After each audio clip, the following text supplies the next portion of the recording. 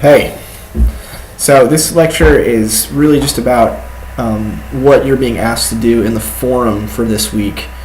Um, it's Wednesday, so if you're watching this, you don't have a ton of time before Thursday, so if you don't get your first posts until Friday, I'm okay with that. Because really, it's the stuff that you're going to do before you make your post that I think is the most beneficial. So if you look in the instructions, it says, hey, read the article by Trier, I don't know how to say it.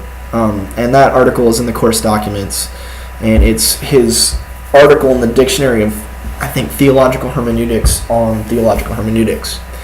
Now, to be honest with you, I'm not sure that this article is, it's for academics and for graduate students, and so when you read this article, it's not like you're just going to get a list of different approaches to doing theological interpretation of Scripture. Now, you can imagine that there are many because of what we talked about in the philosophical hermeneutics lecture. So if you've listened to that lecture, you know that there's all these issues going on with authorial intent and speech act theory and two horizons, Gadamer. And you're going to see a number of language games of Wittgenstein. You're going to see a number of these things crop up in Trier's article. Because there are so many different approaches to how it is that texts mean things, you can only imagine that there's just a ton of different approaches to how Scripture means things. We've already encountered this. We know this from the early church, where there's allegorical interpretation and tropological, and looking for the ethical or moral lesson, etc. There's all these different ways that Scripture can mean, and they understood that long before there was anything like philosophical hermeneutics. Now that we have that, we've complicated things even more. And what Trier's article is good for is it's almost like he name drops about 40 different people and approaches, and it kind of smashes them all together, and it's not always super clear what he's talking about, especially if you're not familiar with the conversation. So here's what your assignment is really about. It's not about trying to figure out from Trier what, say, biblical theology is, or the canonical approach. I think he even has that bolded. It's a headline. Okay, you're not going to understand the canonical approach if you just read what Trier says.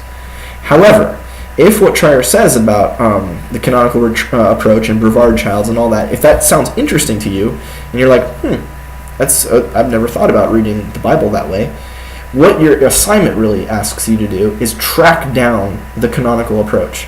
Try and find maybe even someone who's done the canonical approach. I believe there's an Old Testament guy named Christopher Seitz who still practices Child's method, and there's Childs himself. You can go and you can find a book where Childs writes about a particular passage and see what it is that he's doing and try and figure it out.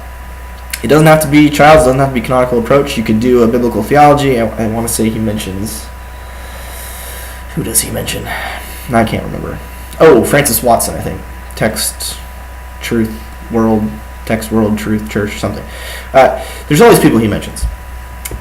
Find one that you think sounds interesting, and on your own, apart from Trier, using enough the information that he gives you, track that approach down.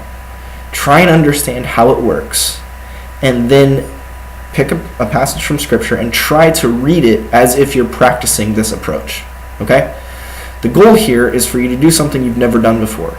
So if you're really comfortable with, pneumatic interpretation, you're, Tony or Willie, right? And you guys, you're Pentecostal, you're charismatic, and you're very comfortable with that type of reading. No. Do something different.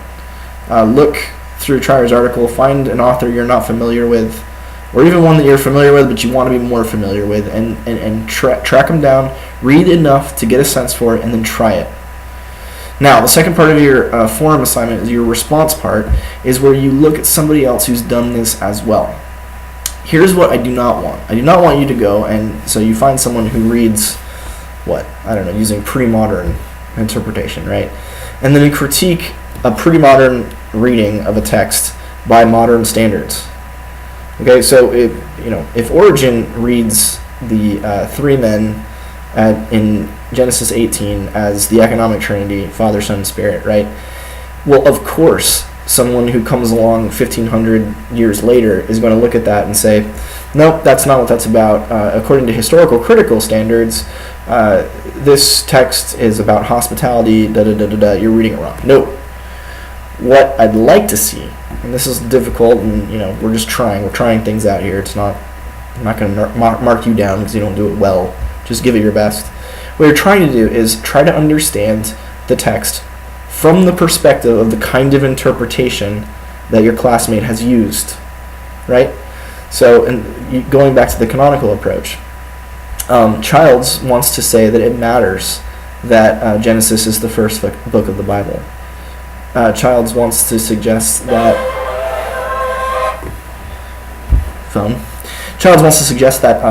Genesis being first puts it in a special place, and therefore we should take that into account when we're giving readings of Genesis. That there is a whole story that comes after, which we know because we have the other 65 books of the Bible, and that it matters how he even talks about the editorial hand. And if you read Childs, you'll see that he'll say, yeah, there's discrete authors between this part and this part.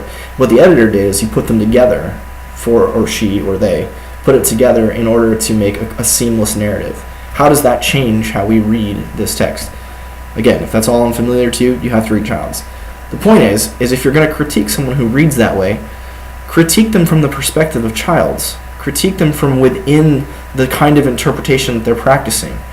If someone's doing a post-colonial reading, right, where you're reading a text such as Mark, we talked a little bit a couple lectures ago about the Gerasene demoniac and Legion, right?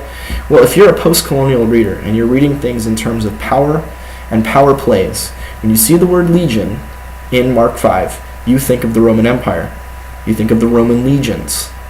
And so you can look and you can say symbolically what's happened to the Gerasene demoniac is that he represents all of the world at the time, under oppression by a foreign empire.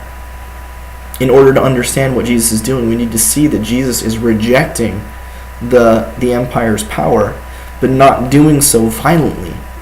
Jesus puts the empire's power up on some pigs, and the empire self-destructs. The pigs run off the cliff, and they all die. The empire is left to destroy itself. Power self-deconstructs. Okay, that's a post-colonial reading of Mark 5. Now, if you're critiquing someone's post-colonial reading of Mark 5, you need to critique from within the view that what we're talking about is our issues of power. And you can say, well, wait a minute. Maybe the issue with that reading is that, that Jesus himself is exercising a kind of power.